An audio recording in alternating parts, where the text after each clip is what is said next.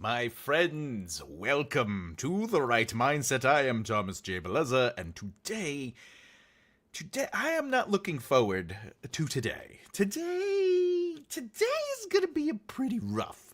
And the reason is, if you don't know, it is Rewrite the Greats, the series where I take something that has already been written by a great, and I ultimately take their prose and I rewrite the prose in my voice. Yeah. So normally, what I would say is that I'm not doing this to say, "Hey, look at me, I can write." What I am doing is saying our author voices are unique. Our author voices shine through the word choices we decide, etc., etc. So today, I'm going to be working with JRR Tolkien, and we're going to be doing the Fellowship of the Ring, the first couple prose.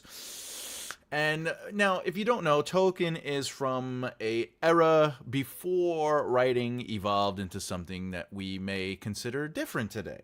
And what's up, flowers? Which means I'm going to have to explain what's on the page before we can even dive into the process of changing it into my author's voice. Because as you're writing, the whole point of this series, by the way, is to teach you how to look at your voice and how to take other ideas and practice putting it in your voice, which will develop your voice for when you're working on your own stuff. It's an exercise, but it's also to show that voices are all different. We all have different voices, but Tolkien, Tolkien, I don't know if you know this, he comes from a time 20, 30, 40 years ago. It's old. He's old. He's gone. He's gone.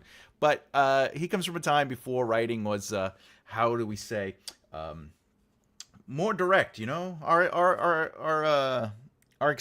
attention spans are much shorter nowadays.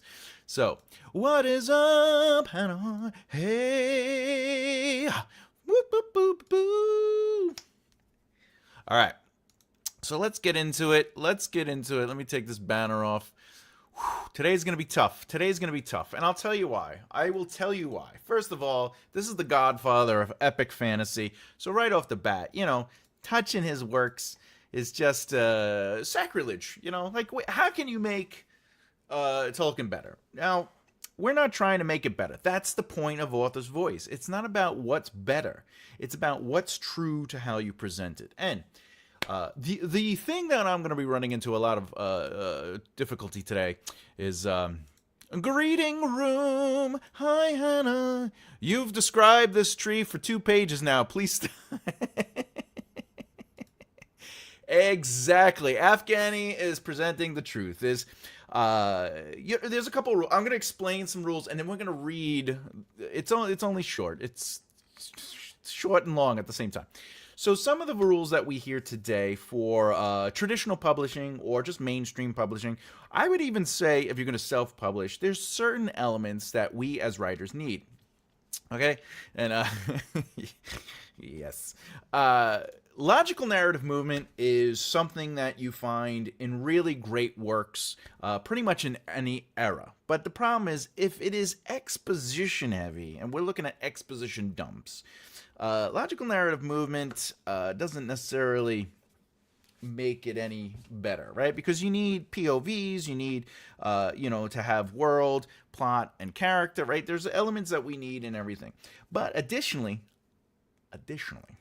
what do they say? You got to start in the middle, right? You got to start in action. And action doesn't always mean that we're watching like planes flying or there's a car race or people fighting. Action just means movement. That's something is happening.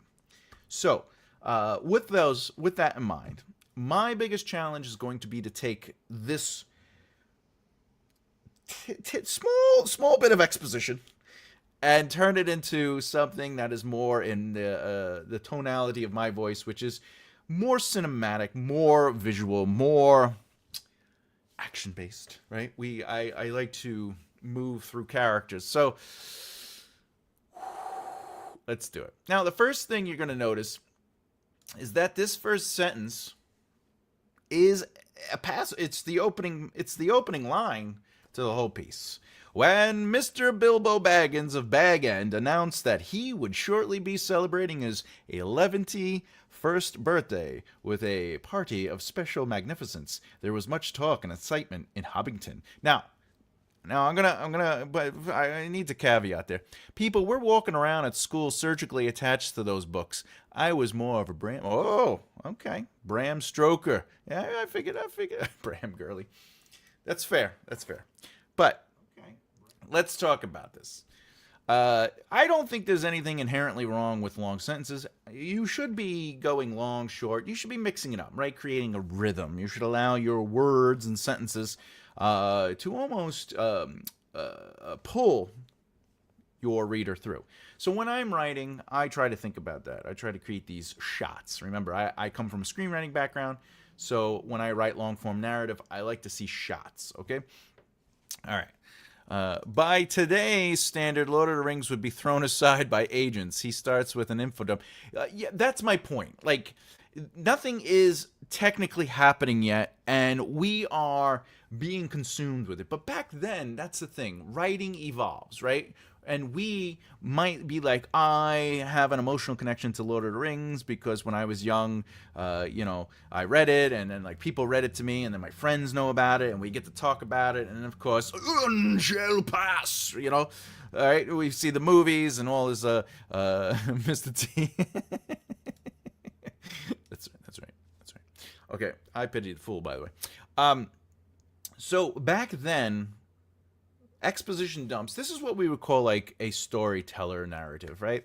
This is, without a doubt, third-person omniscient. This is, the narrator knows everything, and for good reason, because ultimately the way the book feels and ends up, it turns out that Bilbo, I believe, is writing The Hobbit, and then Frodo writes The Lord of the Rings, if I remember, but it's been so long. But, okay. So the first sentence is basically, hey, you need to know this.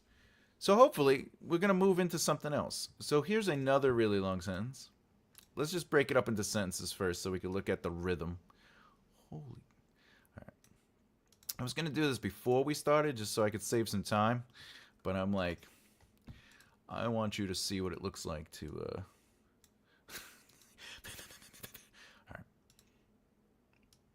See, now we're getting into the shorter sentences. That's good. Let's see.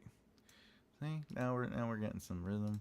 I'm also going to try to break down the logical narrative movement and other things so you can see how it's like, even back then it built on stuff. All right. I love dialogue because it does technically, like, break up. All right, let's just do this part. What we got? I bet he named them that because they are based on a real life Billy and Fred. Probably. Well, you never know. He probably was like, I'm mad at Fred, so I'm gonna put him in the book. Didn't it start with the description of something? It may have. What I'm starting with is chapter 1. Chapter 1 is a long, experienced party. So I'm not starting with the prologue, which is, as one might say, even more exposition. All right. So, let's get into it. All right, the next sentence is, Bilbo was rich and very peculiar, and had been the wonder of the Shire for 60 years. Ever since his remarkable disappearance and unexpected return, the riches he had brought back from his travels had now become a local legend, and it was popularly believed, whatever the old folk might say, that the hill at Bag End was full of tunnels stuffed with treasure. And if that was not enough for fame, there was also his prolonged vigor to marvel at. Time wore on, but it seemed to have little effect on Mr. Baggins. At 90, he was much the same as 50. A 99. They began to call him well-preserved, but unchanged would have been nearer the mark. There were some that shook their heads and thought this was too much of a good thing. It seemed unfair that anyone should possess, apparently, perpetual youth, as well as inexhaustible wealth. Now, it will have to be paid for, they said. It isn't natural, and trouble will come of it. Now, we got a couple things we got to talk about. I have to write this into my voice. When I was a young boy, when I was a young bookworm, it felt like a lot of writers were trying really hard to. Oh, for sure. Yeah. Writing at its core, right, might be. How do I put it? Oh, 1 second. I gotta. Boop, boop, boop, boop. All right. Oh, yeah. Writing at its core was like people were just trying to be storytellers. So there you go. It was the great fall of winter. The sands had covered over in storms that lasted 12 years. And the people of New Aran had become accustomed to the change that was now their new life, right? Like, this might be something we would have read in the 80s, definitely, maybe the 70s, for sure the 60s. At one point or another, we would have seen this in, look at that, had been covered in last, and I can't, okay. All right, would have for sure been, this is Exposition 101. Like, this is right there, right? Yes, yeah, agreed.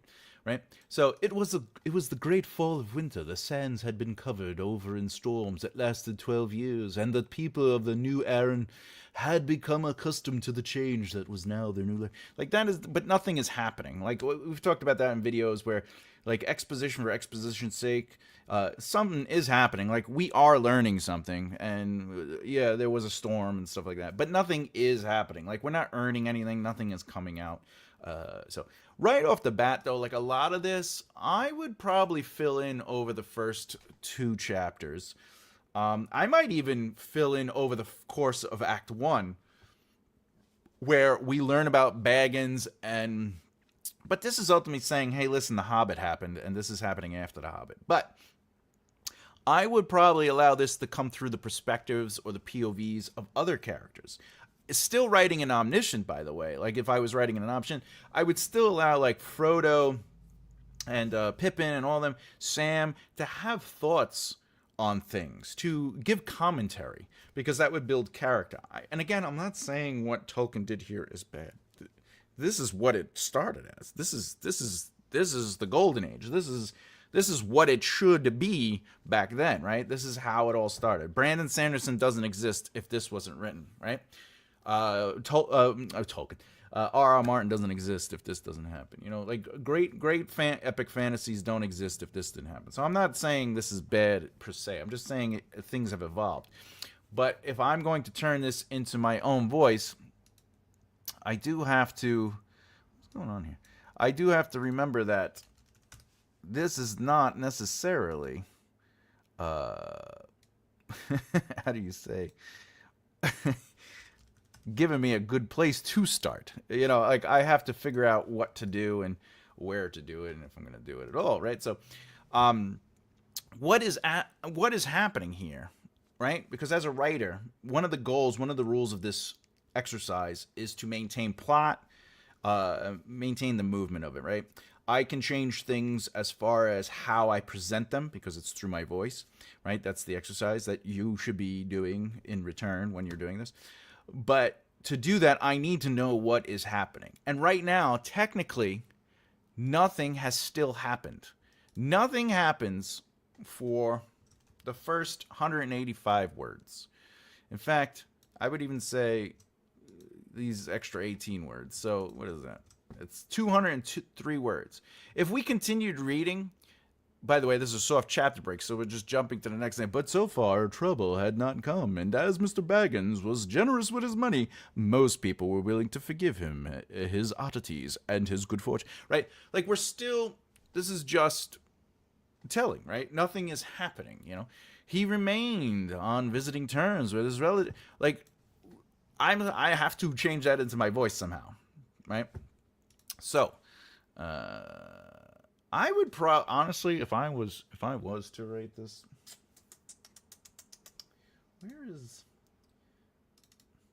if I was to write this, the actual, why is this not opening up? here it goes. Takes forever. The original Fellowship of the Ring, right? If you're starting about chapter 1,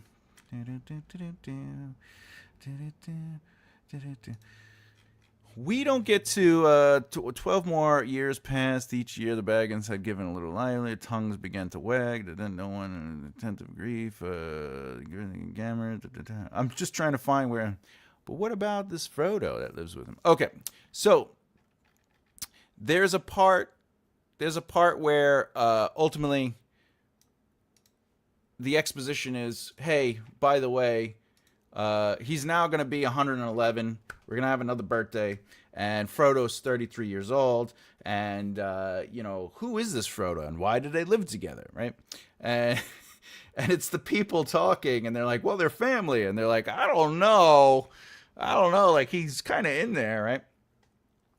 And another thing that is very, very common back then is like there'll be dialogue and then it'll be a chunk of action or a chunk of exposition and then some more dialogue. But it would all be, for example, let me give... all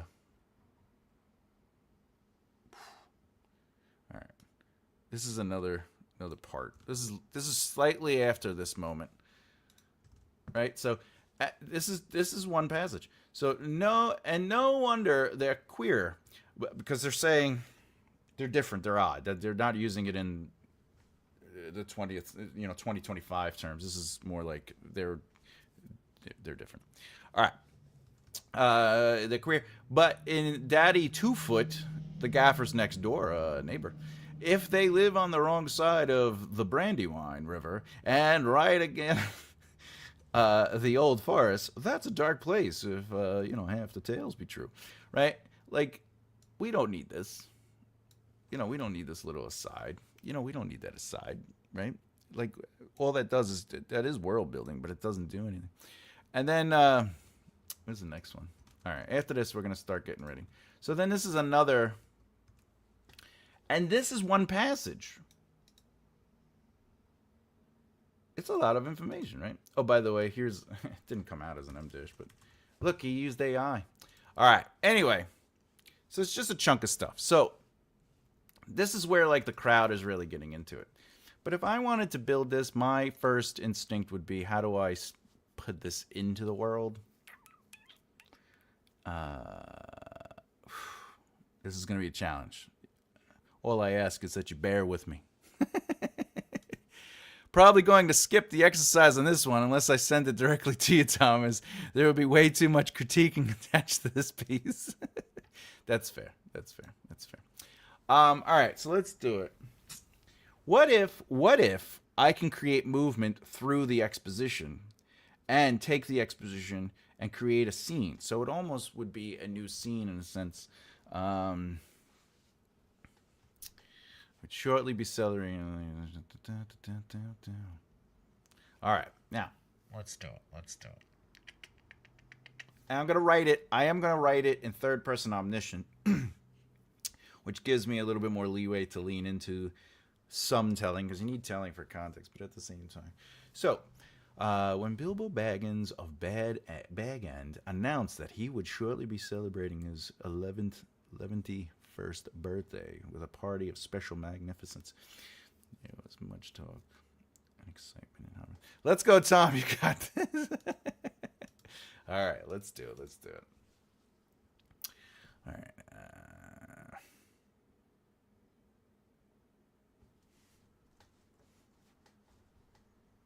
All right.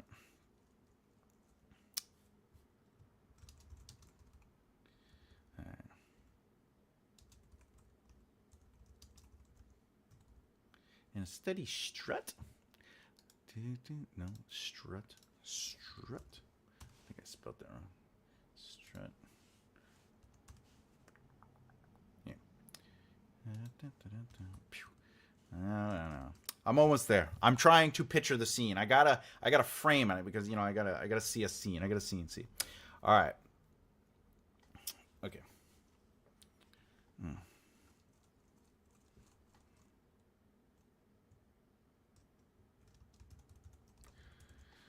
What is it? He's tapping into the force. He has to concentrate. That's right. All right, here goes. Here goes. All right. Okay. Boop, boop, boop, boop.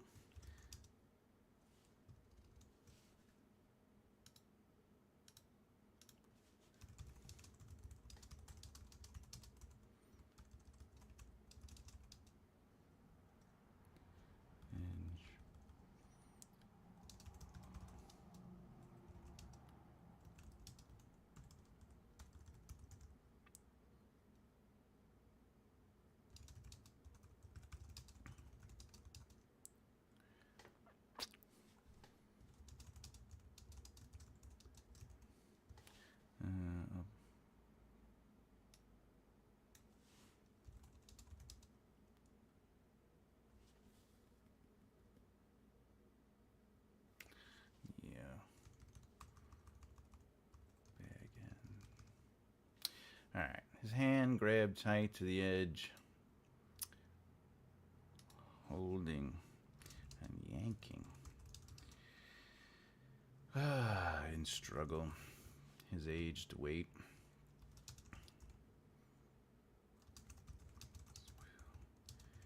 Still, Bilbo.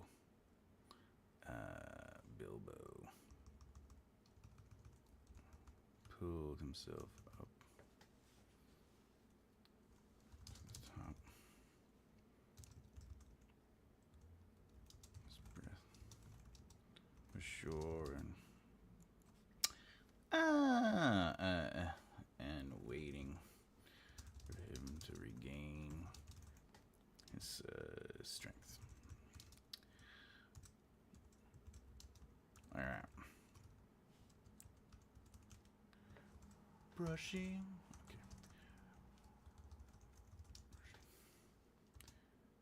Okay. His pants or slacks, right? Slacks of the dirt and broken grass of the Shire. It's like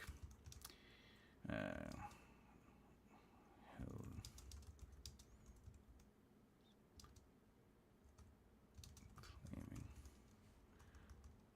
his on bag ends.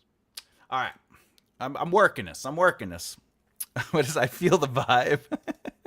His hand grabbed tight to the edge of the table and farted hard and long. His lip twisted, shoulders slumped with relief. Oh, Jesus. All right. First of all, I think I have some words here. I'm trying to write with a little bit. I like that Bilbo is spelled wrong. Bilbo. Did I spell that wrong? Yeah, I did. I'm trying to write with a little bit of lyrical. I'm trying to write with a little touch of omniscience, and I'm trying to write with a little bit of movement. What we got here? So I have my very first beta reader from work, Excelente. So I'm going to work on my Sleeping Beauty retailing project where I have the Fox Lover flowers types and colors for each of my 9 books with the seasons. Woo! Hannah Hart, that sounds great. I'm so happy for you. All right, so let's look what we got so far. I'm trying to get to this point, right? So before I read, let me actually get to the end of the point, right? So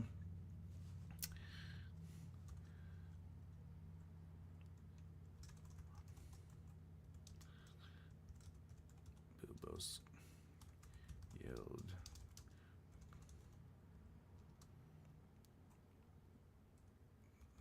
Crowded paths of Hobbiton.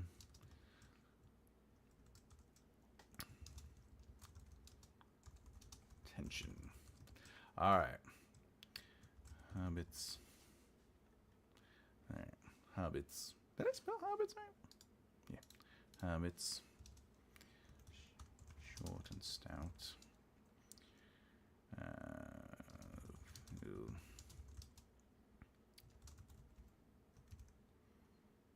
Truth about them stopped and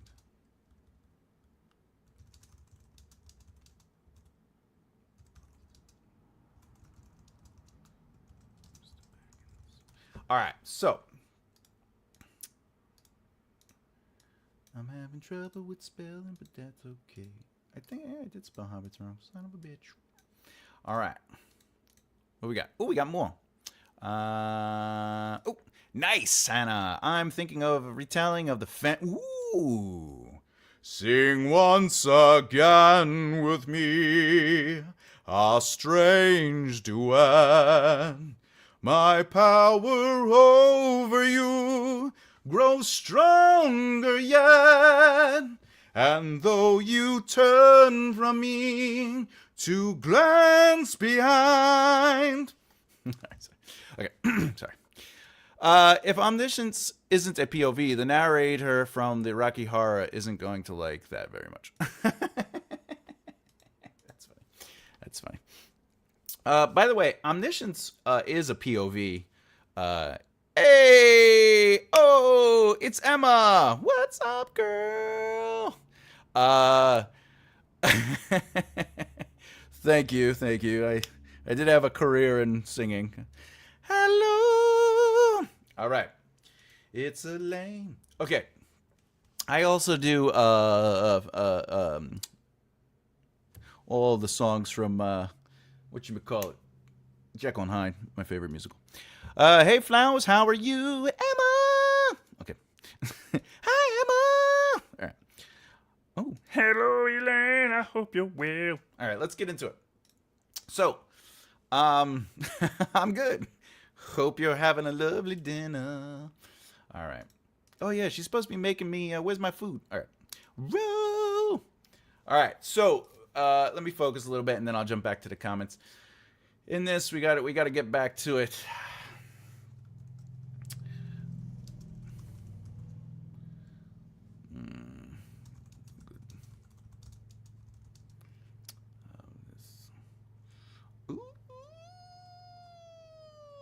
Village of something magnificent and grand.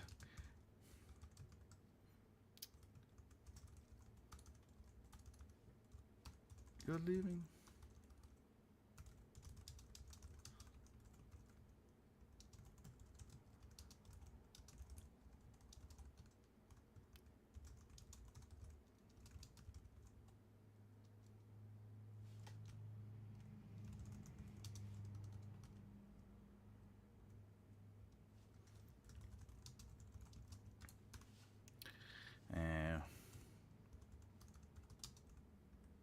Scuffed. Ideas. Yes.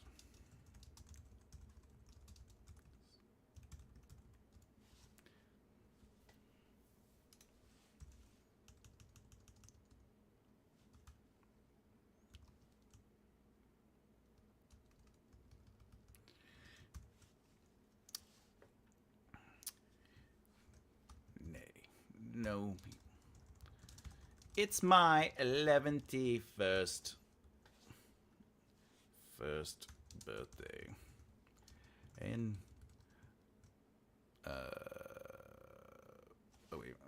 something magnificent and grand. A party, if you would. All right. Let's get into this. What do we got? Oh, we're back. All right, let's look. Ooh, pizza. Oh, we got everybody. Roll, Afghani, flowers, it's pizza night. It's always pizza night. Yum, yum, yum, yum. Not bad. I'm working a scene that takes place on a train. Lots of fun. What is new with you, Emma? I like a train scene. Emma, hello. Don't worry, I will email you as well. But I want to be, do the chapter up. What's new with me is that I had a lovely break away from my wedding anniversary and back to writing today. Nice. Hey, Tom. By the way, happy anniversary. You know that version Sarah and Puss and Boots guy of the Phantom is so intense. He really embodied. Oh, yes. You know, it's intense. It's very intense. The song. I like anything that's musically inclined. All right, let's do it. So I took this opening exposition dump, and I took some elements, hottest day of the year, and I made some bolognese. All right.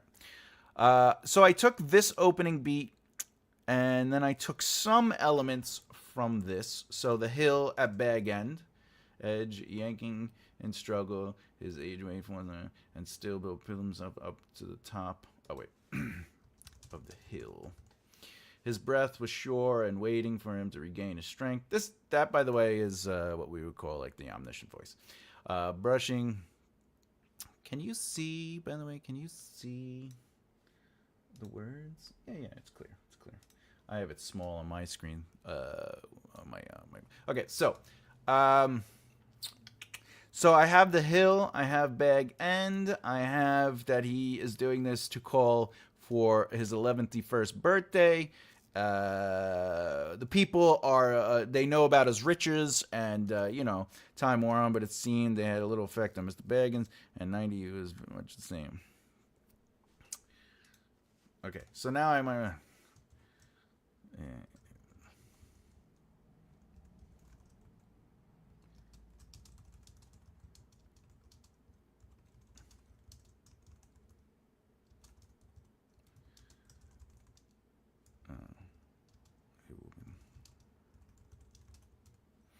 Alright. It's too good. It seems unfair. Alright.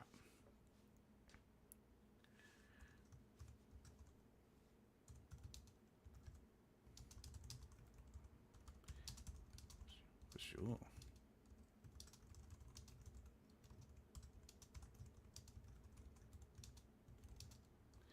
In trouble.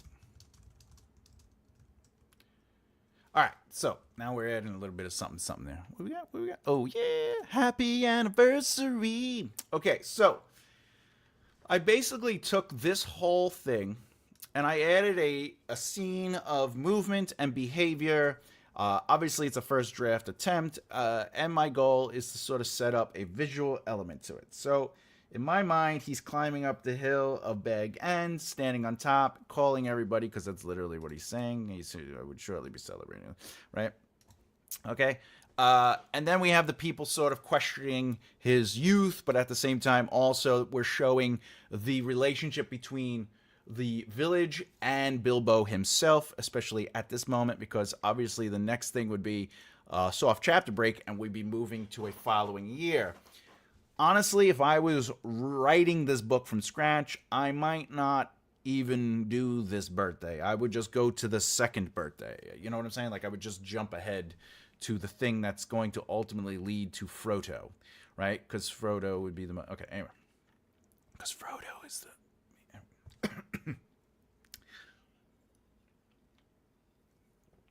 All right.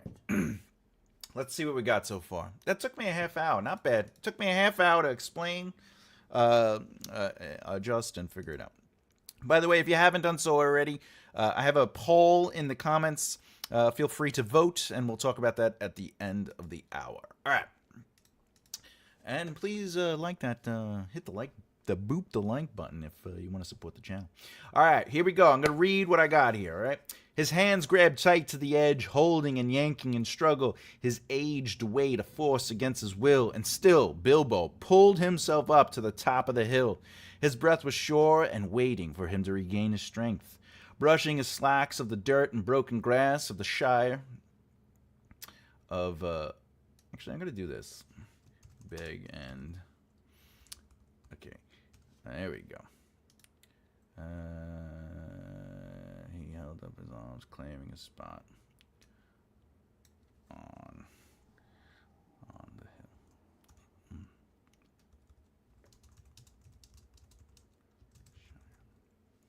Okay. All right. So there we go. Okay. Brushing his slacks of the dirt and broken grass of Bag End, he held up his arms, claiming his spot at the end of the Shire. "Everyone!" Bilbo yelled to the crowded paths of Hobbiton. "I need your very attention." Hobbits, short and stout, though filled with a pleasant truth about them, stopped and turned to the robust demands of Mr. Baggins. All right, so now we have Bilbo Baggins' name, we have the Mr., we have the people, we explained a little bit about who the Hobbits are, right? Okay. "I'm informing the good people of this village of something magnificent and grand. You're leaving us your treasured wealth," one shouted out. "He's finally leaving the Shire," another called out. Bilbo scoffed at their ideas, his face contorted in dismissal. No, people, it's my 11th birthday, and a party, if you will. And a party, if you will. 11th? You don't look a day older than 50 still, a woman called out. It'll have to be paid for sure, another said. It isn't natural, and trouble will come of it. All right. Gollum, my precious. Gollum. All right. So, what is the big difference between the voices? Oh, thank you. Thank you. I appreciate that. Much love. My goal is to set up, in my mind, because I come from a screenwriting background, my goal was to set up a scene. And in my head, I am picturing him climbing up the hill. We're informing and we're world building, but we're also creating character development and plot. We're moving everything forward with that. I'm picturing him pulling himself up. He's on the hill. There are people on the path. He's up there calling, hey, everybody. And then there's sort of like back and forth going on. And we're creating some movement and behavior. And to me, I like to write through behavior. It's not a style that everyone should write, because you have to find your own voice, and sometimes people just like being more. I call it mechanical, and that it's not a negative or an insult. Mechanical is just that it's doing its job, right? It's functional, and it's just getting right to the point. I like to add a little bit of lyricism. Okay, I like to allow framing, and then I also like behavior in itself. I see in scenes. I thought everyone must do that. Everybody has different approaches, right? Everybody has different visuals, and as writers, sometimes people are seeing in beats. They're just watching something unfold or whatever the case is. But scenes are good too, right? You're just like, you're sitting in your whatever. You're watching TV, or you're having dinner, or you're taking a walk, and all of a sudden you start seeing scenes unfold. Like, that's how I brainstorm, though. I'll be honest with you, Flowers. That is definitely. I'll sit there and just picture scenes play out, almost as if I'm in the scene, and I'm hearing the noises and the characters. And the worst thing is, like, I can't ever get exactly what I see in my head into the words, because once I start writing, it starts developing, like, my writer brain starts taking over. And anyway, so in this situation, I have taken. It's actually not that bad. I didn't think I was able to write. But look, in the same 191 words. So this was 203. So in about the same amount of word count, I was able to take this exposition and fill it up. All right. So 11st. Oh, so at 99. So I took that element out, but like we kept this, and we're just saying that he still looks young. But I basically took the same amount of information and I turned it into a scene. What is the purpose of that? Well, when you're developing your voice, sometimes we're going to find we need exposition. But exposition doesn't necessarily show your voice as a writer, unless, of course, you're writing it in this old school way where it's more storytelling, and it's as if you're around the fire pit, whatever. And you have to sort of say to yourself, hey, how do I break this up? How do I break up the exposition and create movement? How do I create character choices? How do I let the information come out naturally, right? But if you notice, like, I'm trying to give the people behavior and an opinion through their word choices, right? They're also being jokey, right? Because we already established the hobbits, short and stout, though filled with a pleasant truth about them, stopped and turned to the. Now, obviously, there is ambiguous. It's ambiguous here, right? I mean, it's not a direct representation. It is lyrical, and the reason this is lyrical is because this is true. Hobbits, short and stout, so physically they are short and stout, though filled with a pleasant truth about them. What does that even mean, right? So it's me just saying that they have a good like about them, like they're happy people, right? They're celebratory, they're festive. Okay, they stopped and turned, and this becomes true again. So this is what writing. I like to add lyricism with clarity. So when you're writing something that's just lyrical, it could lean into the purple prosy area. It could start being confusing.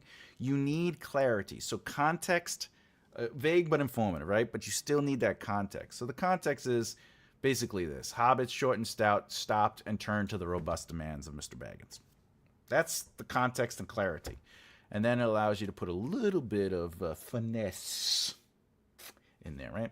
Like, for example, his hands grab tight to the edge, holding and yanking in struggle, his aged weight a force against his will. This is probably, I would consider, a little bit lyrical. Bilbo pulled himself up to the top. So the clarity is he's grabbing the edge, he's holding and yanking in struggle, and then, of course, Bilbo pulled himself up. So that becomes the clarity and the context, okay? His breath was sure. That's a little ambiguous. You know, technically, if I was going to do a second writing or a rewrite, I would probably be like, I got to make more sense of that, potentially. But the context is, and waiting for him to regain his strength. I gave breath life. All right? So, in writing, the door closed, whatever. Like, if you're like the door, like if you give the door personality, like that's what I'm doing. I'm giving breath personality there. The breath itself is waiting for, Bilbo to regain his strength, right? So you can do that, right? But that is a part of my author voice coming out. Does that mean it doesn't need work? No, it means this is a first draft and everything needs work, because great writing is rewriting. That's what we say here. All right. More so. I think I feel comfortable with this example. I thought it was going to be much, I'll be honest. I thought I was going to be like, maybe I am not going to do this one. I thought I was going to end up just being like, we're going to move on to just doing an exercise. But at the end of the day, I feel another lesson is coming out of this, which is when you're afraid to write, or when you have the hesitation in you and you're like, oh, I got to sit down. And because that's what I was feeling for this, because to me, this was a hill, no pun intended. I had to sort of pull myself up. But once you get there and you just start writing, if you notice, it took me some time. I had to think, I had to read the piece. I had to think about it. I wrote and erased several starting ideas. And then I found myself within the scene that I wanted to write. More importantly, the framing of the camera. And it led to something. Is it great? No, nothing we write first is great. The greatness comes with doing our job. That's when the real work begins, which is, nothing to see here, said Mr. Not Great. That's right, Mr. Not Great. More or less not great. Everyone I tell that joke to is definitely liking it. And they're like, "You're really gonna make that a character?" I go, 100%. More or less not great is going to be a character. I think I'm going to place him. I think I'm definitely going to place him in the third book, but there's a chance I might put him in the second book. But the second book in the epic fantasy series is just filled to the top already. I don't want to put him in there like a throwaway. I want him to be like a character, like somebody we get to hang out with. But anyway. All right. Does anyone have any questions on what I did here? And not necessarily praise or anything. I'm talking about my choices or what you're seeing in the correlation, like how I'm moving over to one thing to another, etc., etc. What's going on here? If you want more insight, or you want me to go deeper into my choices, if you want anything. Let me know if you have any questions about how I process this in my head, whatever, etc., etc. I hope people don't think I pinched moral from you. I don't think they will. Besides, there's always a Desmond in a book. There's always a Rich or a Christine or a Melissa. It's okay. It's when the names are like Flibble Flabble. And you're like, I saw another Flibble Flabble in another book. You took Flibble Flabble. You took Flibble Flabble. From Jenkins. All right. From Jingabagajuboguboo. As long as you don't have a sword of bloop bloop, we're good. Okay, Flowers? We are good. Sword of bloop bloop, mine. All right? You can call it bloop bleep or bleep bloop, but not bloop bloop. All right. Anyway. All right, I think that was good. All right, if you don't have questions about what we did today, do you have questions about your own writing? We still got a couple minutes before I get to the poll. I'd like to try to wait to the top of the hour, the bottom of the hour, or whatever the case is. No bloops were hurt in the writing of this book. I mean, some were. All right. Do you have any questions about your own writing? Have questions about author voice in general? Do you have any questions that you would like to do? Oh, I like the feel of words. Grabbed, tight, holding, yanking, struggling, weight, force, pulled, top, and breath. Love the... Oh, thank you. Thank you. I appreciate that. Yeah, I tried to create, like... Even though I'm trying to do a movement in characters, I wanted to have a movement in the words too, you know, holding and yanking and struggle. Like, you know, I like to add that sort of lyrical play with words because then it gives weight to this length of the sentence. And the goal is also to make sure that it's grammatically correct, but it doesn't always have to be perfect because it is creative writing. But I really appreciate that compliment. Thank you for that. I'm coming off several weeks of writer's block. Afghani, do you want to go a little deeper into the writer's block? You know, what's holding you back? What is the thing that what is the fear or what is the concern that's keeping your words from coming out of you? Because honestly, one of the best things, and I did it today, by the way, one of the best things you can do with writer's block is to just write something. It doesn't even have to be with your story. Just start writing, you know, start talking about your day on the page. And it doesn't even have to be fancy. You can literally just be like, you know, whatever. I woke up today. My brain is stuck from this damn writer's block. And I don't know what to say.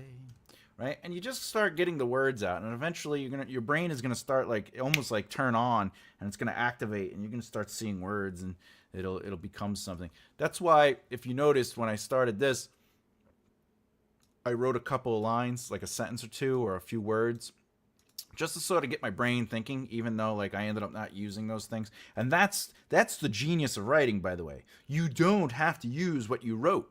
So even if you wrote, right, and you're like, oh, this page is terrible, like, it's okay. You could throw it out and do another page. And then you might be saying, but Thomas, that's a lot of wasted time. No, writing is the rewriting. True writing is editing. So at the end of the day, you're going to change what you wrote anyway, even if it's adjusting, cleaning up, word choice, line editing, whatever the case is. So if you hold yourself back because you're like, well, you know, if I have to change anything, it's a waste. No. It's never a waste to play with it. It's never a waste to break it. It's never a waste to throw it against the wall. Like, the first thing you write, I would even say the second, third, fourth thing you write is not going to be good. It might be interesting, but it's not until you do the work where you find the greatness of what you're writing. Or at least that's my thoughts on that. I'd like us to have you look at 200 to 300 words of our work and discuss it. That would be super helpful. I would be happy. Let me go. Boop. I would be absolutely happy to do that. Obviously, you know, I kind of did something like that before. You know, my only fear is that I hope it never comes off as you know, an attack or negative. You know, so I know that some people are a little uncomfortable with their stuff being critiqued, but I would happily utilize a viewer's piece and go over some of the things. Definitely on a Saturday like today. Especially if I start doing a, you know, send me your first chapter or send me your first page, you know, like to critique a first page or whatever the case is, you know. Great idea. Flowers. It is a good idea. It is a very good idea. Imagine way back when writing took place on parchment and fountain ink like Jane Austen. We are so fortunate to be using... Yes. Yeah, because back then you're like, oh, I just wasted ink. Ink cost me 6 sheep. And this paper, oh, man. Yeah, the paper took forever. Also, Jane Austen is Jane Austen. So. But those uncomfortably can privately... Yeah, of course. If somebody wants to send me something and they want, you know... I've done that before. There are plenty of people on here who have sent me an outline. They've sent me a page, whatever the case is. Obviously, if they're looking for a deeper critique and like evaluation and they want some like real guidance where it's like going to take some work, that's a hired service. But I'm always happy to look at something and give general notes and just give my critique of something, especially if it's a page or whatever the case is, or outlines especially, because outlines should just be the short form outlines or extended outlines, just a quick read. Editing would be insane. Oh yeah, yes, editing would be completely insane. 21 years. He's a brave man. Yeah, but he's getting pizza tonight, so we know why he loves you. It's not the food. It's not the food. It's the pizza. But because you're an amazing woman, you're an amazing person, fantastic mother, because you've raised your kids to be a certain age that they've survived adulthood. Sheepflation. Sheepflation was terrible.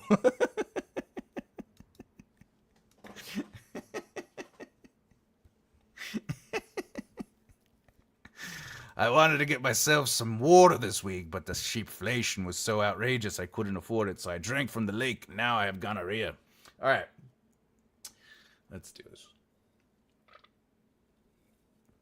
All right, let's get into the poll. If you send Thomas anything, be prepared for a quality reply. He is thorough and will not wing it. I appreciate that, Ro. Yeah, so even though it's like a general critique, I do still put effort. You know, I have this really amazing author who I mentor, and we started out as just people who talked on Twitter. Then she became a guest on my podcast, and then she had asked me a few questions, and I would send back these like basically novel-sized responses, and she's like, I can't believe you put that much effort into this. And I was like, well, I already know this stuff, so it's not like I have to do a lot of research, and I'm just basically telling you what I would tell anyone. And then that led to her hiring me, and then all the... So, like, it's always a process of... it's not necessarily I want to be hired. It's like if you do anything, do it with your heart, do it with your compassion, do it with your purpose. It's a reflection of your truth. It's always important. It's always important. Suck on that pepperoni tonight. Da-dum-bum-bum-ba-dum. Right row. Right row. Ooh. All right. What do we got with... Let's look at the poll. If you haven't voted in the poll, I'm about to go over the poll. So feel free to get your votes in before I end the poll. What's the biggest challenge you face trying to infuse your unique author voice into your prose? We have sounding generic, lack of style. Okay, 14%. That's interesting. Maintaining a consistent voice, 29%. That's fair. Voice versus clarity, understood, 0%. Interesting. Self-doubt, is my voice good, 57%. I would say the 57% is the artist brain speaking, and I completely understand that. Hi all, sorry I was late again. No need to apologize. Boom, boom, boom, boom, boom. Welcome to the party. Hi, am. All right. I chose consistent voice. I wonder if you're the only one who chose consistent voice. Consistent voice. I'll be happy to talk about each thing a little bit, but consistency in voice, that just takes practice. And one of the things you're looking for is ultimately like not trying to write the same page every time, but it's your choice. Like for me, it's okay if not every prose is ultimately lyrical. But it is important to me that it feels like I'm watching something, that it feels like I am moving around with a camera. In fact, this is not considered head hopping, but even in third person limited, I will put the majority of a chapter in someone's POV, but I'm not afraid to switch that POV in the middle of the chapter or hand it off. There's, for example, like if two characters are talking, one character's the main POV, and they're like, yeah, we have to blah, blah, blah, blah, blah, blah, blah, blah. And the other character's like, yeah, totally. And they sit down at the table, and the main POV's like, I gotta use the loo. And they leave the scene. I can stay with the other character sitting down and now keep the camera on them in a sense, right? So I'm looking at writing as if I'm writing a film or a television show. So I'm okay with that. So in a chapter, you're going to see that. Head hopping would be like in a prose where it's like, Thomas sat down at his desk.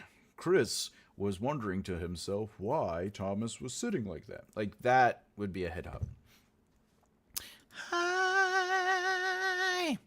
All right. Okay. So the consistency, though, what you should be looking for is not identical pages. What you should be looking for is just snippets of who you are and what you care about. But remember, your voice isn't only that you're writing lyrical, or you're writing more prescription, or you're writing mechanical, or you're writing, narrative or storyteller. The consistency is also your word choices, right? The themes and tones you talk about. So if you pick up a certain book, there are certain authors where you know what you're going to get. Like a Stephen King book, you know what you're going to get. If I'm going to use a film as an idea, M. Night Shyamalan, when you watch his movie, you're waiting for the twist. Ooh, what a twist, right? You're waiting for a twist because that is part of his voice, right? So if he was an author, what would you be looking for in his books? You'd be looking for the twist. So really the first book you ever read of that author would hit you with a twist. You'd be like, oh, I didn't see that coming. But every book thereafter, especially if it's your second, maybe for sure your third or fourth experience reading one of their books, you would be reading it with the expectation of a twist, right? But that is still part of their author's voice or their brand, right?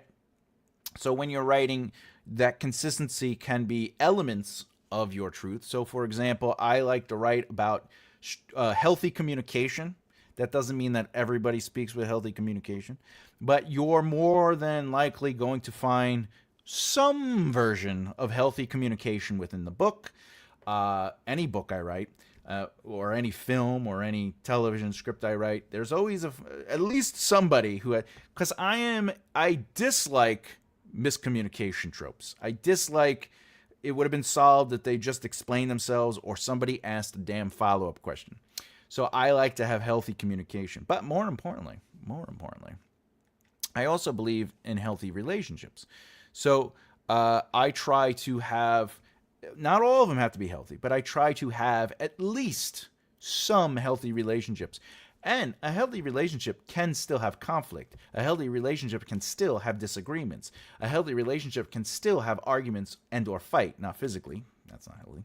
But that's important to me. So that's a part of my author voice, is if you pick up my book, you know you're going to get some variation of that. Now, with that said, let's say your theme is that found family. You like the idea of strangers becoming well-connected friends. That doesn't mean every page or chapter has to have strangers being friends or family.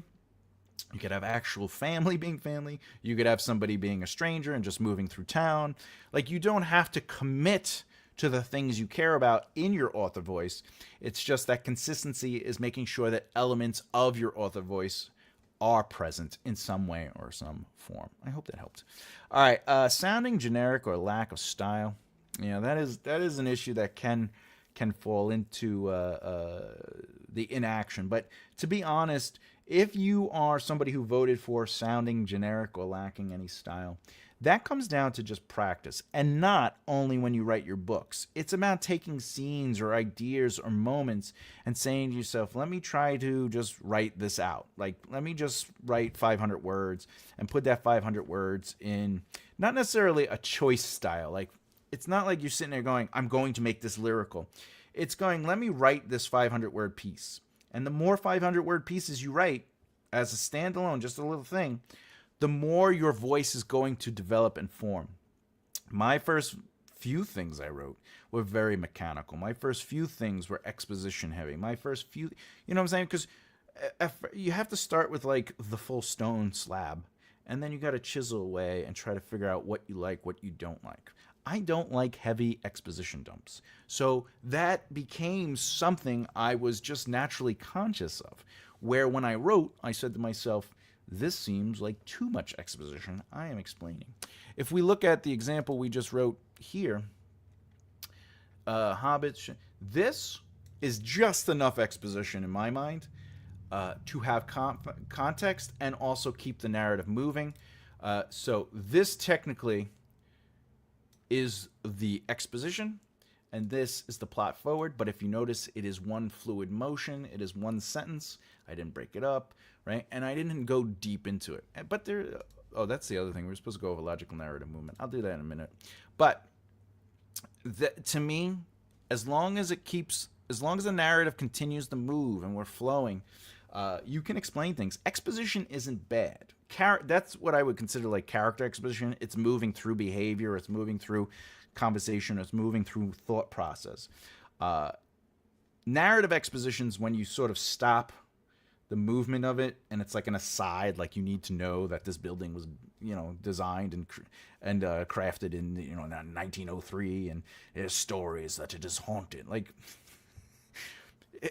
but it's just like an aside, It's not like somebody is asking that. It's not like somebody's experiencing that. It's not like somebody read that in like a book, in story, So when it comes to lack of style or sounding generic when it comes to your author voice, just keep in mind, it's a matter of repetitiveness and then finding what you like and don't like, and then just start chipping away at that stone slab until you find what you like. And by the way, I'm 47 years old, and I've been writing and creating in one way or another since before I was in my teens, okay? Whether that is through illustration and just or verbal conversation. Like I used to tell stories because the Sicilian family that I grew up in, they just around the table would just tell stories about life and real life and whatever. And I always found that fascinating, so I was like that. And then that turned into illustration stories and whatever. It took me forever to get to where I am, and I'm still getting to where I am, if that makes sense. Like, if I continue to write for the next 20 years, I will still continue to be developing and honing my author's voice. And you should too, okay? Who you are 10 years from now is not going to be who you were today. Even if you try your hardest, it's just there's too much information that has come into your brain, too many experiences, too many influences that will dictate sort of your author voice. All right. No one chose voice versus clarity, but keep in mind, if you purposefully think my voice is XYZ and you're purposefully trying to put your voice into things, you could lose the context and narrative truth of what you are working on. The reason is because you're focused too much on sounding like yourself, and therefore you end up not saying anything really. So it's a growing tree. It's a growing thing like great trees. Yes, the great birch trees. All right. You're always, and I think the more you can accept that growth and change, the more you can accept that it's okay not to be quote unquote your best version today, By the way, Thomas, regarding what I shared with you the other day about the walrus and the stork, that was not the full story. That was just a brief synopsis as a lyrical test. Excellent.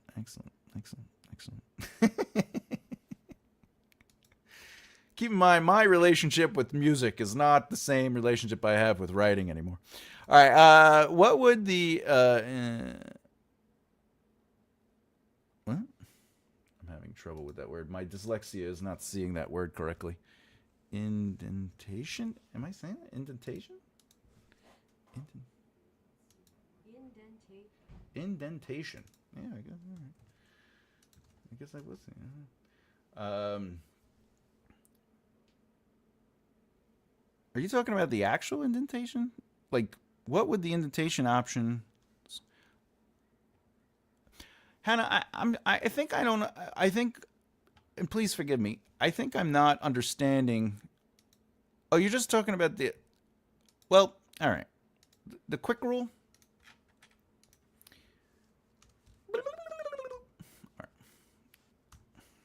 Words go here. All right, the quick rule is words go here.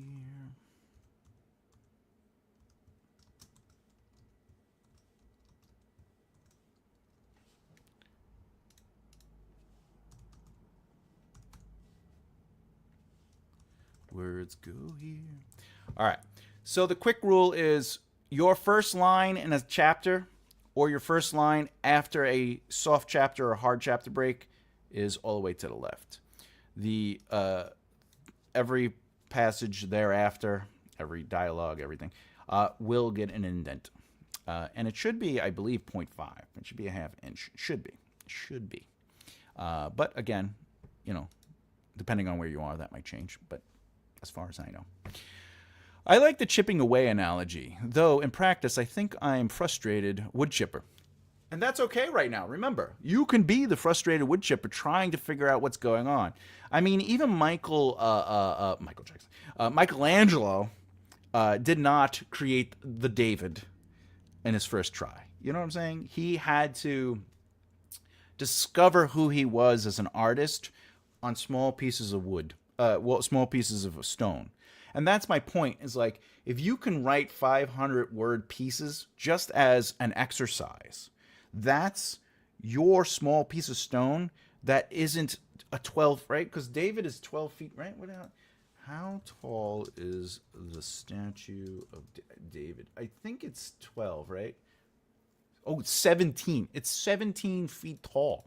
So there's no way he started with 17-foot tall stone. He started with manageable stone. He started with drawings. He started with maybe clay. He might even started with wood. You know what I'm saying? Like, the process has to start small, and you have to just, as you hone, your just natural talent will develop. But I will say this, even after you do your statue of David, your personal statue of David, that's only going to influence and elevate who you are there to the next level. So the next thing you make will be something different than David. So that's something to keep. Pages. Yeah. It's in the file and page options. Yeah, you want to just like I said, you all the way to the left for the first sentence that comes at the beginning of a chapter and or a soft or hard chapter break, and then everything else is 0.5. Good question, Hannah. Have fun with some wordplay and build it up. Rather than story, have some fun with words and an image will occur. Yeah. I would agree with that. Start with some words and see where it goes. I would even say that helps with going back to Afghanis with the writer's block is, start with a word. Like when I was in stand-up comedy and I was teaching like how to write jokes per se, and especially for beginners, I'd be like, just come up with a word, like be like cat, And they'd be like, what? I'm like, yeah, like you could start here, you go, cat, orange, lazy, hates humans, but wants affection. Lays around, okay, hair everywhere, right? And then you're just looking at this and you're like, oh, I decided that, after working hard all day at work, maybe I'd come home and take a nap.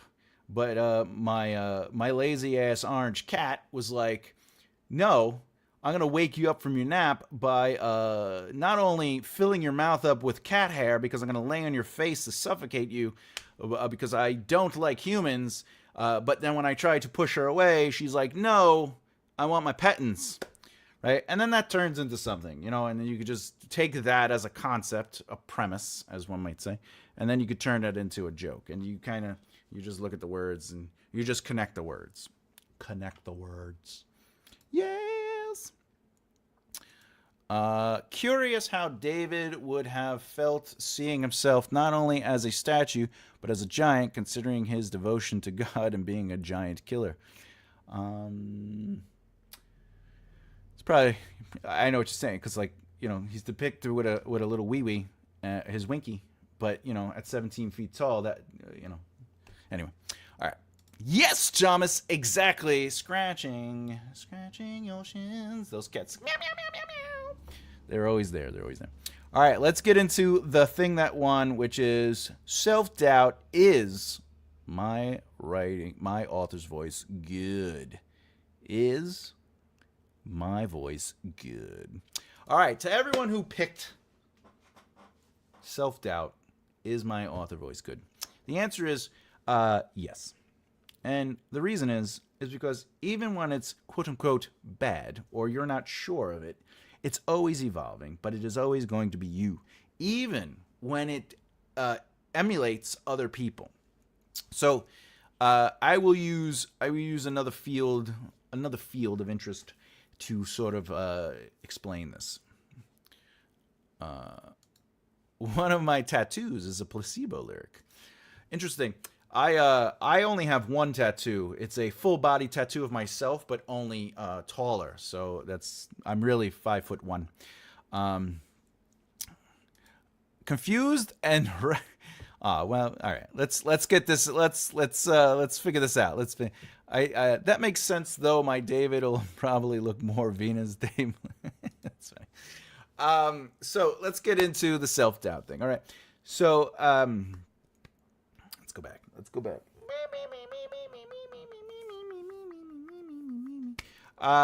In comic books, all right. What? Lol. Oh. I am not explaining myself. All right. I'm short, so I got a full body tattoo to look taller. I also have 2 tattoos of arms and hands on my lower chest, so I could hold more things.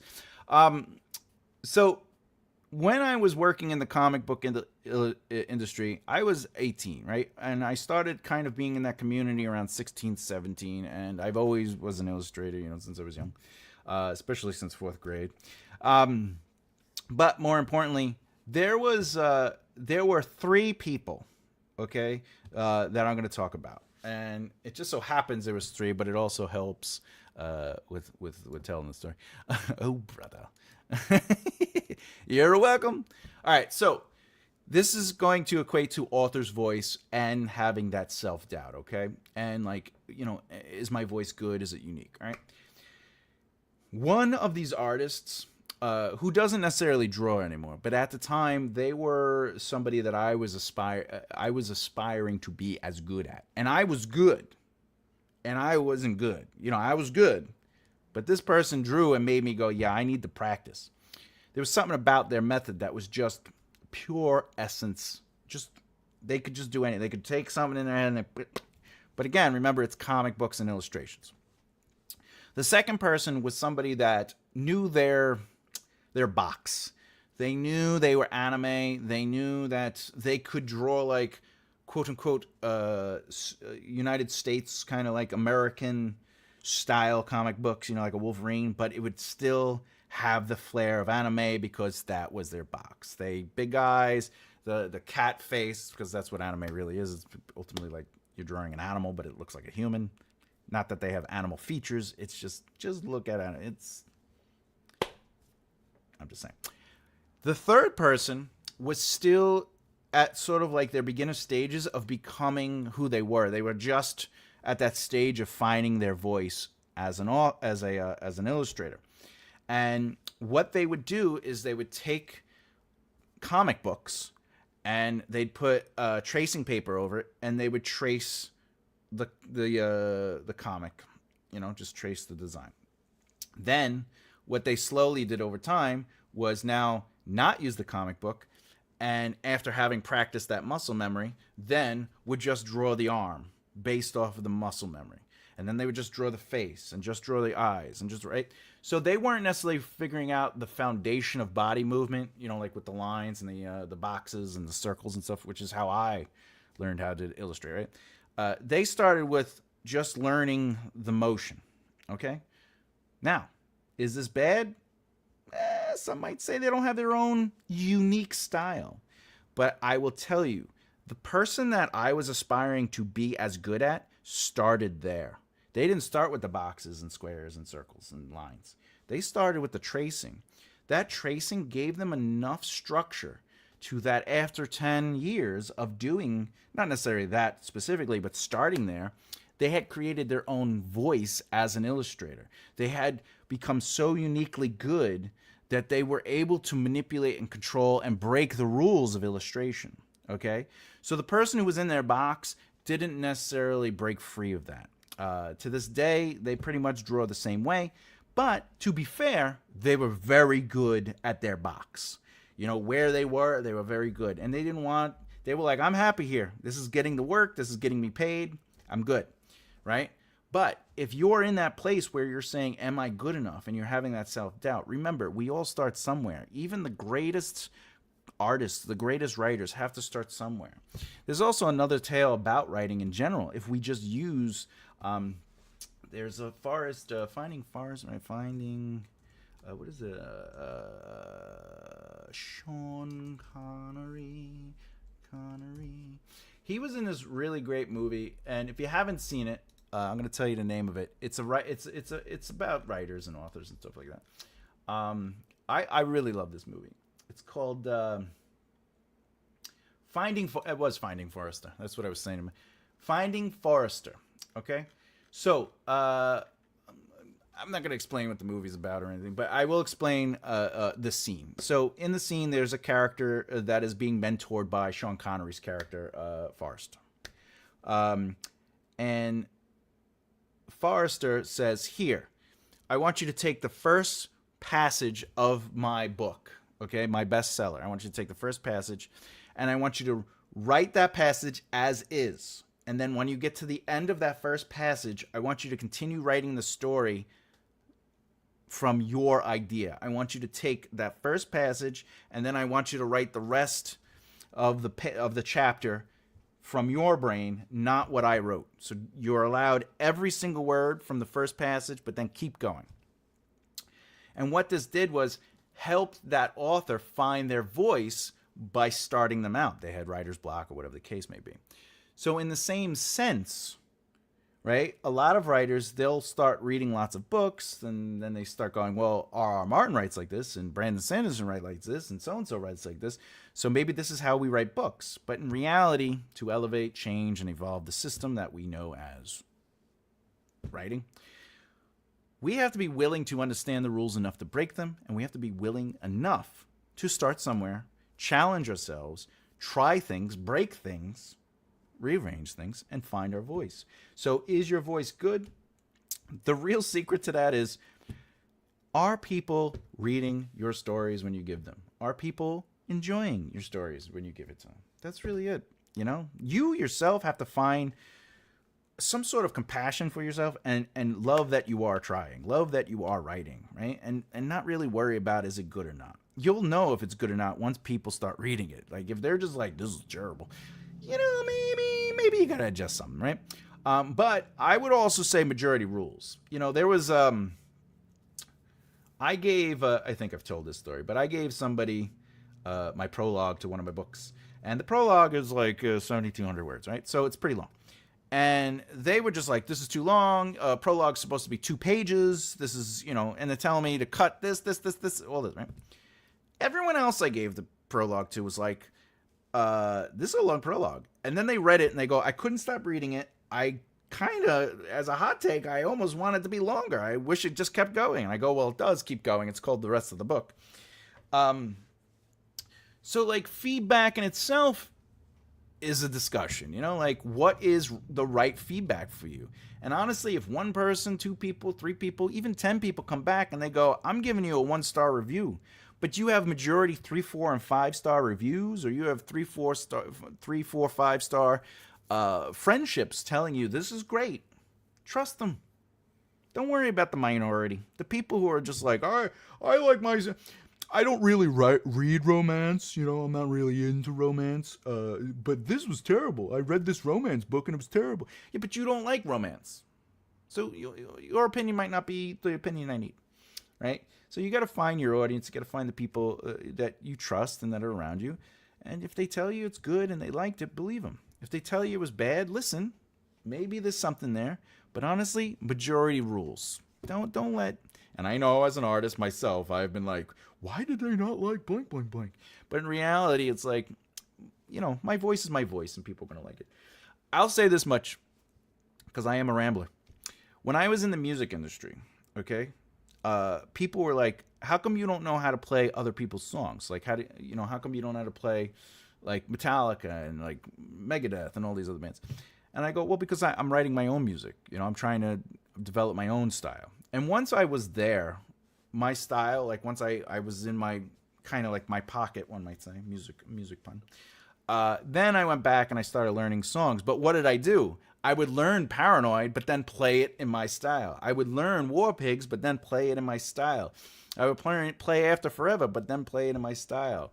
When it came to Metallica stuff, I would learn it and then play it in my style.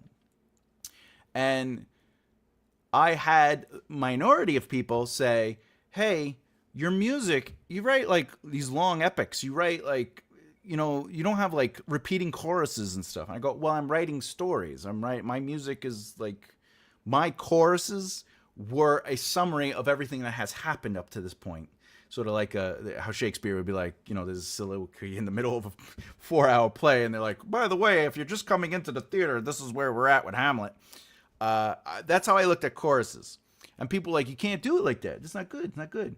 But my mentors and people in the industry, they were telling me, look, you are writing good songs. Now it has to come down to taste. Do people want this?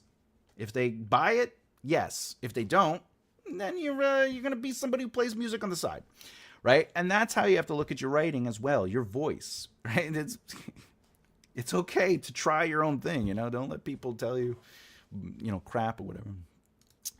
If the writer says they are a particular genre writer and the story does not reflect that, I tend to critique it a bit more harshly as opposed to them not claiming they are a particular genre. I would say that's just a matter of ignorance and not necessarily skill or intentions. Like someone might be like, I'm writing a romance. And you're like, they don't end up happily ever after. And you're like, yeah, but it's still a romance. And you're like, technically, it's a love story, not a romance. A romance specifically has a happily ever after. A love story can end in tragedy, which would be P.S. I Love You. I'm still getting over that damn movie. But I don't think I would argue with somebody about that. Like if they're like, I'm writing a romance. And you're like, well, there's no happily ever after. And you're like, yeah, but it's still romance. I'd just be like, okay. Because at the end of the day, what are we trying to do here? We're trying to save the world. My English teacher at school gave me that advice. The one I said about how to find your voice and the majority rules and all that stuff. I'm just trying to, because audio and what I'm saying aren't always in sync on YouTube. There's a lag. Anyway, all right. Well, I hope I helped out. If anyone has any questions about what I said, if anyone has any questions about writing, etc., I'll be happy to do what we can. Lovely. Excelente.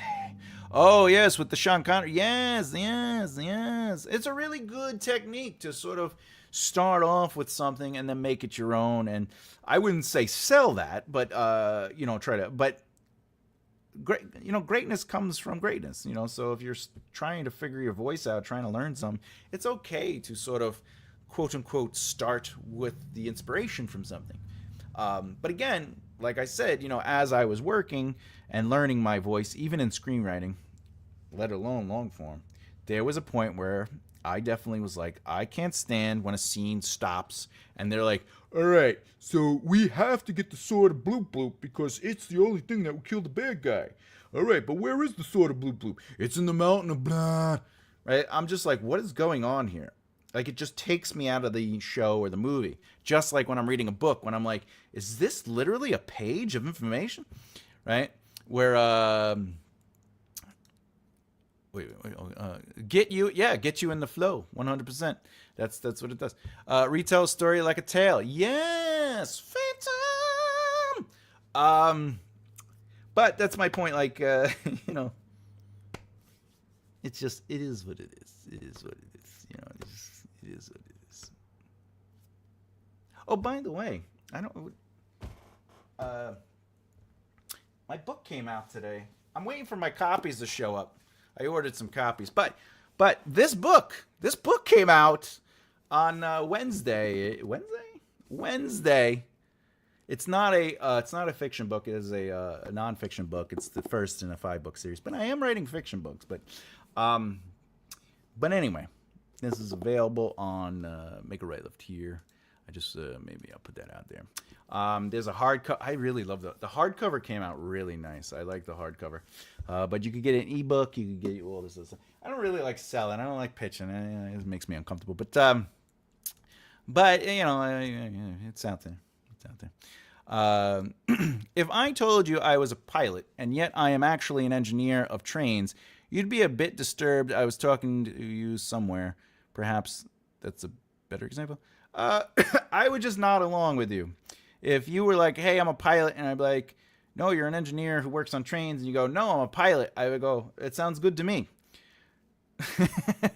But that's me. Like, I try not to argue, because if I do, my brain may be neurodivergent, and I start arguing like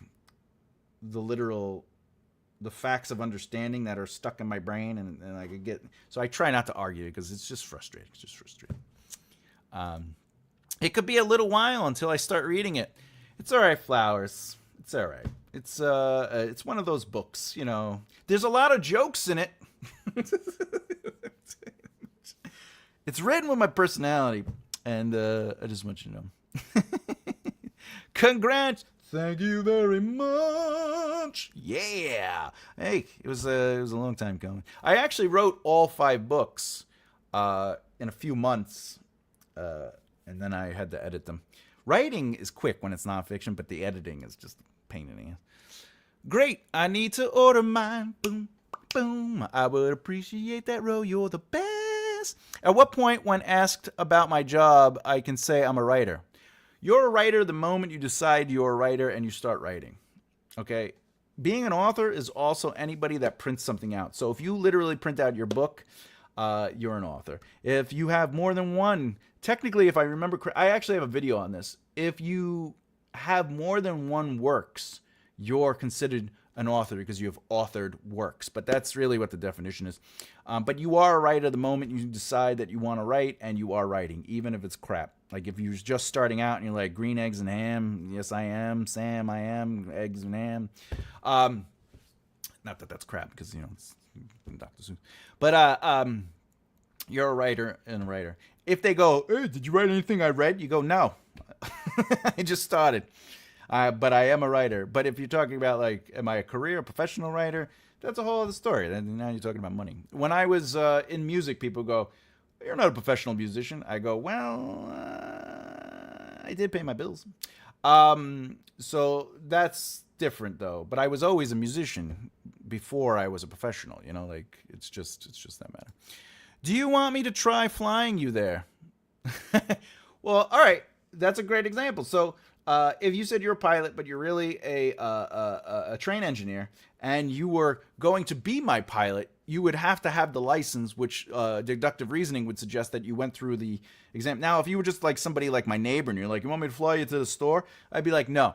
But if you were an airline pilot, there's so many levels to getting there that I would have to assume that you're just either messing with me, or maybe there's something going on where you don't understand the terminology, and that's fine. But you still have a job. I'd be like, how long have you been a pilot for? And you'd be like, oh, 10 years. And I'd be like, all right, let's do this. If you were just some random person and you're just like, I have a pilot license, I'd be like, okay, then you are a pilot. Like, you know what I'm saying? Like, I don't know. My brain is just... No. I'm on a vampire one at the moment. No surprises there. Funny. My book has no vampires in it. Just a flying train. Now that I would get in. I would love a flying train. We're writers. Yeah. 'Cause we're halfway there. All right. Oh, and you're an author. Yeah, well, that's the truth of the matter, But when you're talking like, are you paying your bills with it? That's a whole different conversation. That's a different title. But writer, if you wrote poetry, you're a writer. If you wrote whatever, The cat That's right. The cat's like, I want some attention over here. Nice to find out. Low. Thank you for clarifying that, Thomas. Anytime. That's what I do. Yeah. By the way, I am not an engineer or a pilot. I know. But still, if you said you were, that's fine. We're allowed to say whatever we want. I've had people tell me they were a teacher, and I go, just because you're teaching doesn't mean you are a teacher. But however, based on the definition of teaching, you are a teacher. But, you know, you could get into the philosophical depth of it. Are you really a teacher if you're not truly teaching and inspiring? So everything can create debate. You know what I'm saying? Like, they're just words. Just words. Anyway. What we got? What else? I guess that's everything, right? We did the subscribe and hit the bell icon so you don't miss out. You know, share the video, like, comment. What we got? I can say whatever I want. I mean, yeah. I mean, okay. You can say whatever you want. Like, if I wanted to say pineapples are grapes, like, I just said it. Like, I want to say that, and so I can say what, but you have to deal with the repercussion of response. You know what I'm saying? Like, if I tell my brother, we are not brothers, he'd be like, okay.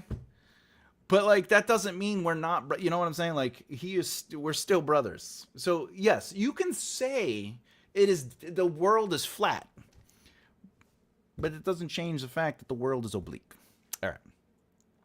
Yes, and suffer the consequences of doing so too. Exactly. Well, yeah, but again, I don't think people should be rude to the misinformation. Like, when people tell me the earth is flat, I go, okay. Because, like, does that make them happy? Fine. Now, this is the thing, though. If somebody was like, hey, listen, this real gun is fake and it shoots water in your mouth, you should try it. Like, no. Like, I'm not gonna do that. I don't believe you. And if you try to get someone else to do that, I'm going to stop you, because now you're breaking the 2 rules of life, which is don't go out of your way to mess with people and don't hurt people. All right. So be kind to people, right? So with that said, you know, there is a level to that. You can say what you want. You're more than free to say anything you want, but there are consequences. But again, the world is flat. Sure. Sounds good to me. Oh, you don't believe me? Yes, I do believe you. Will this end the conversation? Oh, I don't think you believe me. Well, I do believe you, but you don't believe that I believe you. Well, I don't believe you believe me. Well, now we're in an impasse. So you believe me? Well, not really.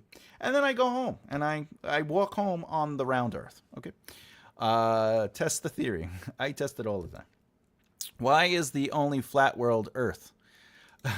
Technically, they believe all the planets are flat because we can only see the flatness of it in the pictures. Listen, but I try not to engage with flat Earth theory.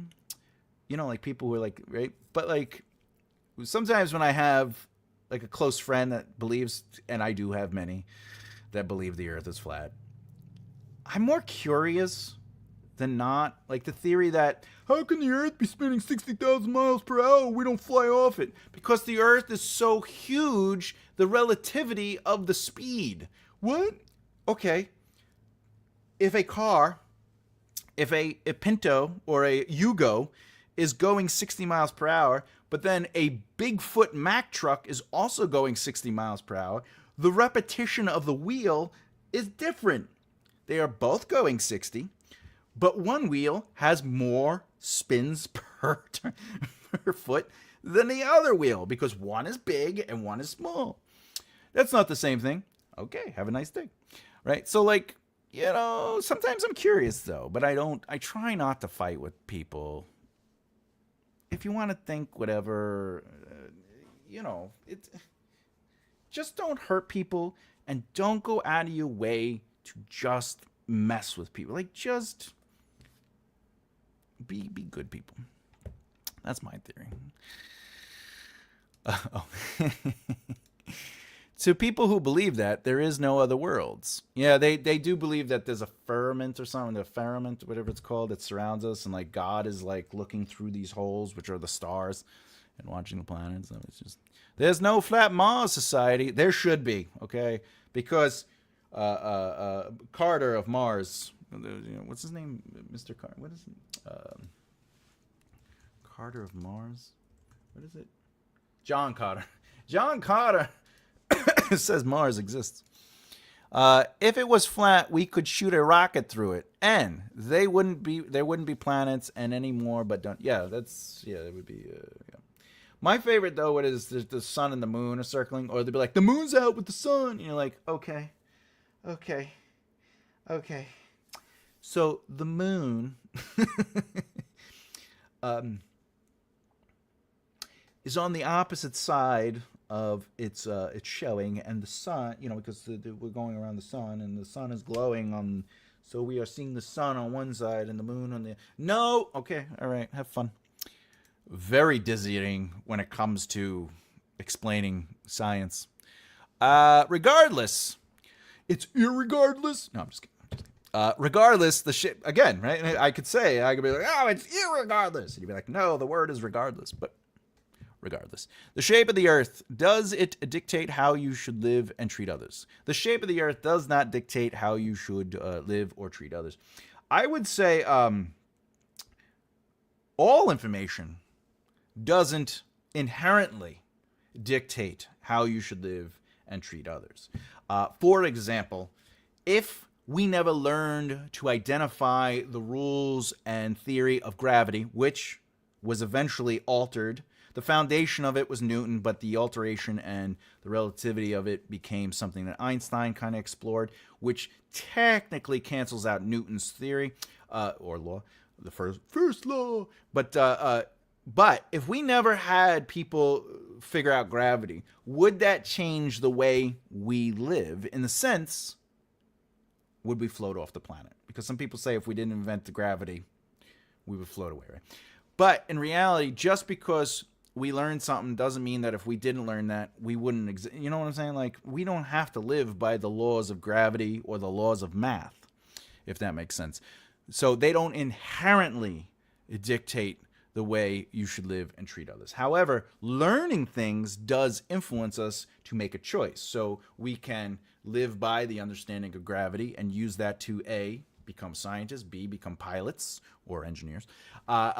We could use it to become race car drivers. We could use it to become stunt people in film, right? Because we start understanding how gravity works. So our understanding of information could lead to the way we live, but I don't think it inherently dictates, because you have to still make a choice. That's the thing. The firmament. Yeah, that's it, the firmament. If you look at a telescope at Mars, you see a couple things there. If I look at a telescope, I wouldn't be able to see Mars. If I look through a telescope at Mars, I would still not see Mars other than a light. However, for the joke, yes, the giant turtle in Four Elements, that's Bob, by the way. Bob is a wonderful bridge player. Jokes aside, you can always write a flat Earth in your fantasy. It could be a fun. Yeah, you could write whatever you want in your book, And next thing you know, you could write people like the Jets for some reason. They think they're a good team, It's obviously not true. It's not a good team. But people do like the Jets. Jets. Jets. Jets. What is that, Jeets? Jeets? Is it Jeets? No, it's Jets. It'd still be Jets because of the magic E. Anyway, is that it? Any other questions? Any other thoughts? What do we do? I think we're just philosophically rambling at this point. I appreciate it, though. It is fun to kind of sort of like dive deep into thoughts and whatever. My soda is now getting warm and tasting more like water. All right. Let's do it. Okay, my friends. I hope you enjoyed today's video. I hope that we learned a little bit about author voice. I hope that you enjoyed my rewrite through my author's voice of Fellowship of the Ring, the opening. I hope you learned a little something. I hope it made you come up with some questions in your mind to think about. And I hope it inspired you to try to find your voice if you have not already. But even if you did find your voice, the lesson of today is ultimately that you will always be growing as an author and your voice will always be evolving. So with that, I think that's it. I think we're done. So makearightleftheere.com. Do you have what it takes to make a right left here? Do you book? And please just know that I'll see you tomorrow. 2 p.m. Eastern Standard Time. We will be writing a book together. What are we on, chapter 8 or something like that? We are flying through. I think we are going quite fast in that process. Because technically, we've only been writing for 27 days. Remember that. Or whatever, it's 26 days. Whatever episode. Because I'm only writing 1 hour, 1 day a week. And then you put it all together. So, but not even 27. We've only been writing for 27 hours-ish.